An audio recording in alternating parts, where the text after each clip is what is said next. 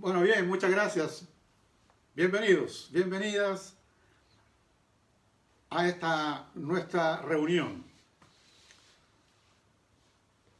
Esta joven que no había cumplido siquiera los 15 años. Nunca lo había solicitado, no lo había ni siquiera pensado, no estaba dentro de sus planes. Y de pronto, de la noche a la mañana, sabe que está embarazada. No lo había pedido, lo repito. No era parte de su deseo, pero ya es un hecho. Está embarazada. ¿A quién contarle? ¿A quién decirle? En su pueblo no es una noticia que habría de ser recibida con alegría. ¿Dónde acudir? ¿Dónde ir? Su prometido en esa ocasión sería el menos indicado. No entendería, puesto que él no es el padre de la criatura. Pero esta joven, sin haber cumplido 15 años, es de tesón fuerte. Es de no amedrentarse fácilmente. Así que saca un viaje donde pensó que podía ser entendida y a quien podía compartirle algo que hasta ese rato trae convulsionada su mente, sus pensamientos, sus emociones. Una prima que vive en la montaña y que podría entenderla como ella, que no es de la capital, ella es una provinciana. Y entonces avisa que se va de viaje a ver a su prima. Estando con ella, su prima la entendió. Sabía que ella no era la responsable, que ella no lo había planificado así. En sus conversaciones, esta joven mujer, esta niña incluso, revela que ella confía en Dios y que incluso espera y piensa que Dios en algún instante va a tener la decisión de vengar a todos los pobres, a todos los desposeídos, a todos aquellos que están siendo oprimidos y que sacaría del trono a aquel que es un tirano. Esas son las palabras, esas son las convicciones de esta muchacha, de esta joven. Pero frente a toda esa convicción, su problema es que está embarazada. Y hoy esa es su realidad y ese es su problema. Quizás envalentonada por su prima, es que decide volver después de 3 meses de estar con ella, de enfrentar la situación y de contarle todo a su prometido. Y aunque el pueblo entero se enterara, estaba dispuesto a enfrentar la peor de las vergüenzas y decide regresar. Y le cuenta a su prometido que está embarazada. Él, que es reconocido en el pueblo como alguien justo, es una buena persona, es alguien que en realidad es de sentimientos nobles. Pero él no se iba simplemente a dejar pasar, llevar y ser el hazmerreír de ese pueblo. Y claro, tiene que saber de qué se trata esto. ¿Cómo es que ella quedó embarazada? Y las razones que le da son tan extrañas que rayan en la fantasía. Algo le pasó en la cabeza a mi prometida, dice él. No puede ser que esté pensando cosas como estas, que son de alguien que ha perdido la razón. Cuéntame, dime qué fue, cuál es la verdad de esto, le dice a ella. ¿Acaso no te habrán violado cuando ibas de viaje hacia las montañas? Te lo advertí tantas veces. Es un camino peligroso, es un camino difícil. No puedes ir así simplemente porque hay bandoleros e incluso soldados que renegaron y están allí asaltando y violando a las mujeres. De hecho, esa versión hasta el día de hoy corre, que esa joven fue violada y el padre de la criatura es un soldado renegado, que tiene como apodo incluso llamado Pantera, ese joven. Pero él, por el amor que le tenía y para no avergonzarla ante el pueblo, decidió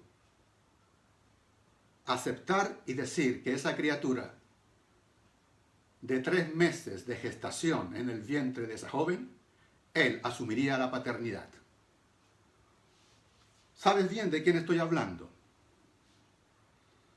Es una historia basada en hechos reales, dirían un reparto del cine o la televisión. Hablo de María y José. Y sabes bien cómo termina esa historia.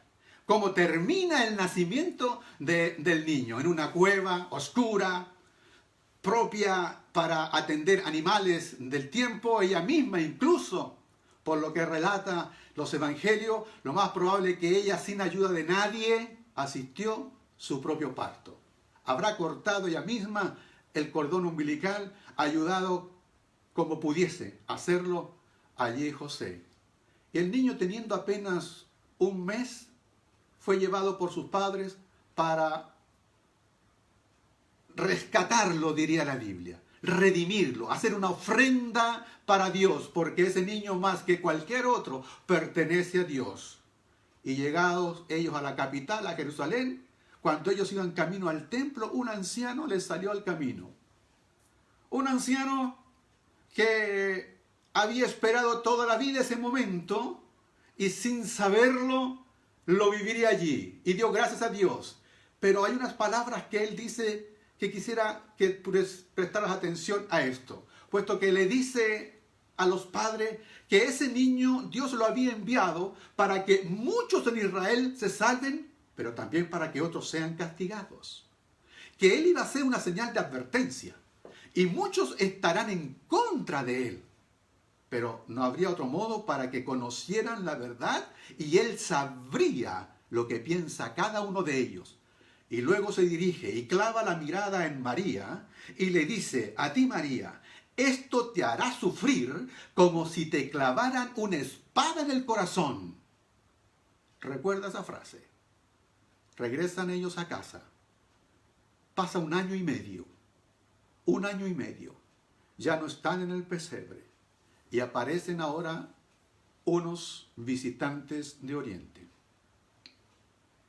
En torno a la Navidad se han armado tantos mitos, tantas leyendas. Y una de las cosas que más ha llamado la atención a la creatividad, al cine, a la literatura, es sobre estos sabios. Respecto de cuánto eran y los nombres que tenían, hoy tienen hasta nombre: Gaspar, Melchor, Baltasar, que representan distintas culturas, que los europeos, que los asiáticos, que los africanos, que incluso en algún minuto no fueron 3, sino fueron 12, en virtud de que también eran 12 tribus. La verdad es que la Biblia simplemente dice que eran sabios, ni siquiera dio nombres. Los nombres fueron puestos recién en el siglo IX. Así que no es parte de la historia real. Son muchos mitos alrededor. Lo único cierto es que el Nuevo Testamento nos dice que ellos trajeron presentes y regalos. Quiero que repares, por favor, en el libro de Mateo capítulo 2, verso 11. Mateo 2, 11. Cuando entraron en la casa, vieron al niño con María su madre. Ya es importante que primero es nombrado el niño. Vieron al niño con María, su madre, y se arrodillaron para adorarlo. Abrieron los cofres que llevaban y le regalaron al niño oro, incienso y mirra. Cuando entraron en la casa, ya no es pesebre. Ese es un error, están equivocados. Hoy los pesebres los armamos, yo armo hasta este mismo árbol, pero no puedo quedarme en estas cosas que son simplemente parte de nuestra tradición. No tiene que ver con la historia. Lo importante allí es que está un niño sobre quienes ven a visitarlo, y no en el pesebre. No nos equivoquemos, no es en el pesebre. Hoy día ha llamado mucho la atención porque hay tantas infinidades de pesebres. Y de hecho pesebre es el lugar donde simplemente pastaban o comían los animales. Ellos estaban en una especie de cueva, una caverna, donde no habían flash, no habían luces, no había periodismo, no había nada de eso. Estuvieron absolutamente solos. Dios encarnado, donde nadie estaba presente, solo los padres y luego pastores que se enteraron de este nacimiento. Hoy en el Vaticano todo el mundo está complicado porque aparece un pesebre, hasta un astronauta. Yo no estoy tan en desacuerdo con eso. En realidad es un pesebre del año 65, creo yo, por ahí es el año, no es que lo hayan hecho ahora, era cuando estaban el hombre excursionando en todos sus viajes hacia la luna. Y lo que querían representar es que todo el mundo quiere venir a ver al niño. Si vas a Nápoles, e incluso en Nápoles colocan en el pesebre hasta Maradona. Todos colocan un personaje en el pesebre. El problema está que Jesús no está en el pesebre, está en casa. Ha pasado 1 año y medio y hay mucha gente que está yendo a buscar a Jesús donde no está. Él no está allí. Pueden colocar a todos, pero Él no está allí. Los acoge a todos, pero no te equivoques. Él no está allí. Me hace acordar cuando hay gente que busca a Jesús en la tumba y el ángel dice, Jesús no está allí. El propósito de la visita de los sabios de Oriente, que no son reyes, puesto que dice que son simplemente sabios, ellos vinieron a adorar al rey recién nacido. El término adorar, que es proscuneo, que es postrarse, inclinarse, fue precisamente lo que ellos hicieron. El verso dice, y se arrodillaron para adorarlo. Refleja perfectamente la acción que estos sabios realizaron. Cuando vieron al niño, se arrodillaron para adorarlo. Y abrieron sus cofres para entregar a él oro, incienso y mirra. El oro es un metal que tú bien conoces, de los más preciados que tenemos en nuestro planeta. No se oxida, lo que lo hace muy duradero, no pierde su brillo, es muy permanente, estable, no le afecta el aire, el calor, la humedad. Ojalá que así nuestra adoración no sea afectada por nada, ningún agente corrosivo. Entonces los sabios, más allá de mostrarnos lo pudiente que podían ser, era que ellos ofrecieron, y nos señala eso, que ofrecieron al niño en virtud de su realeza, precisamente esto, el oro.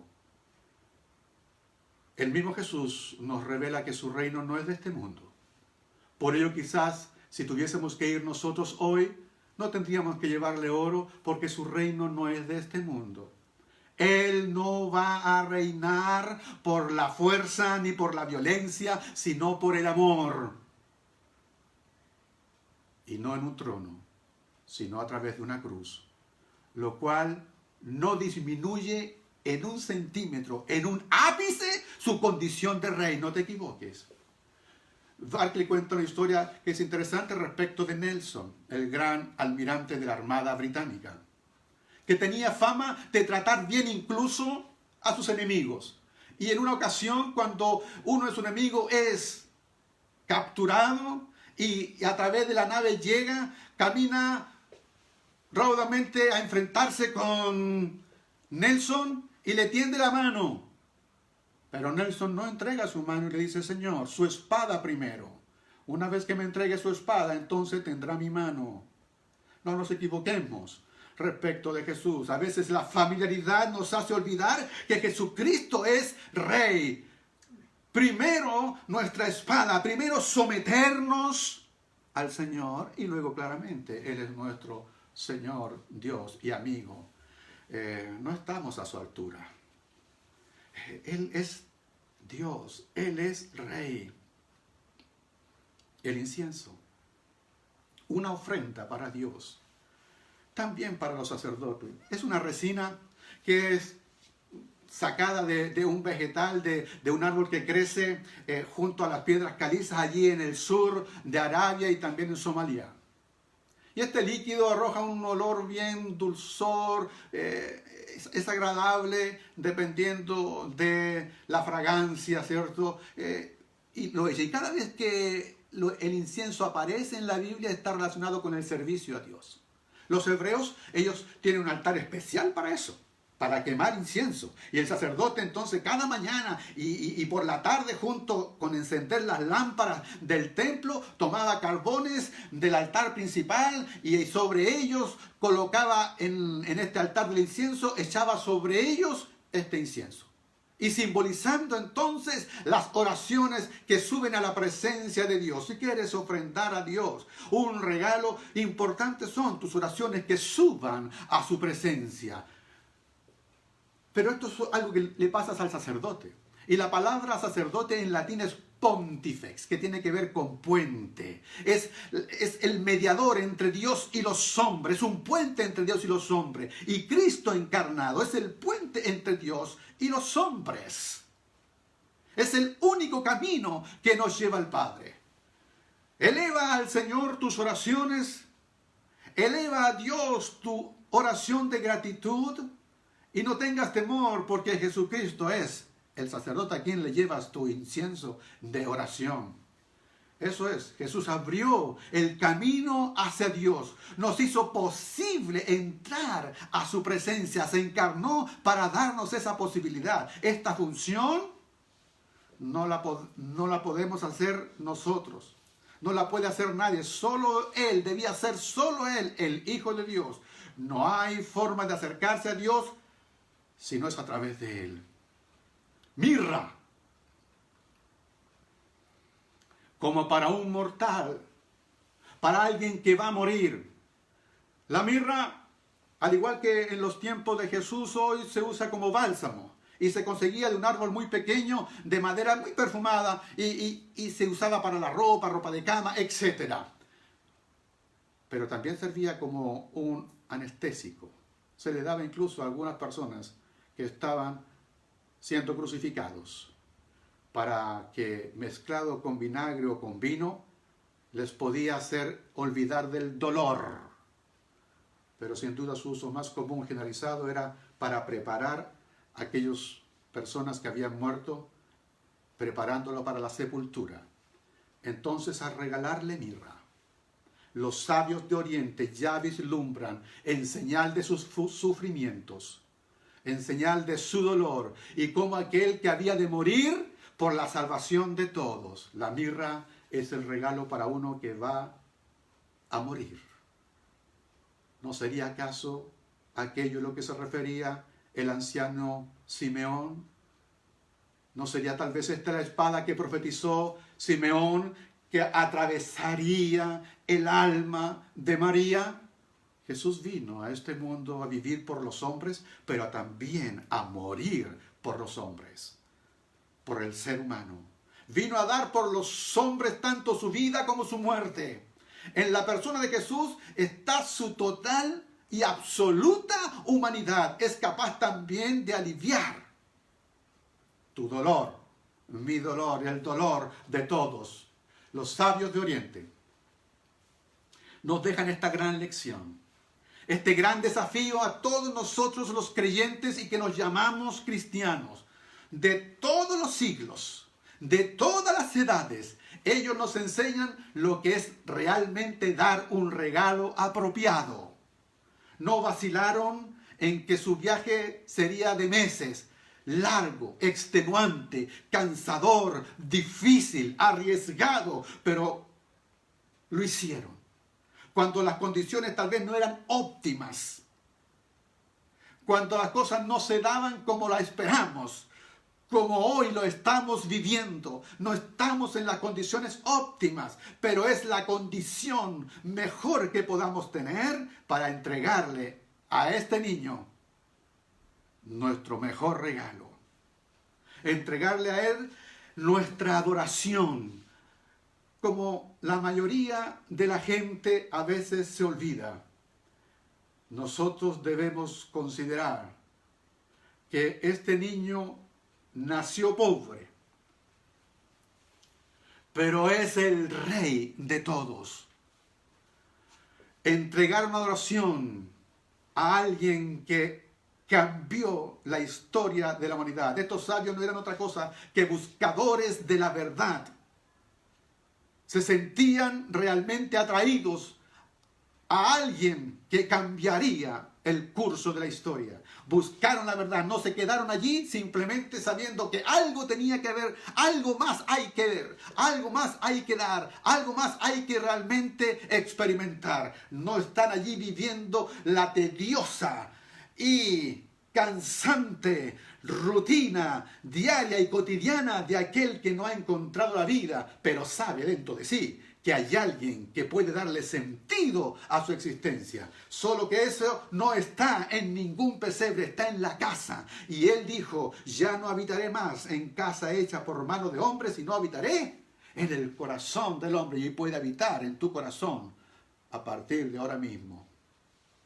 Son gente que representan a todas las personas que buscan a Dios de todos los tiempos, de todos los lugares. Y eso incluía a todo el mundo hasta ese entonces conocido.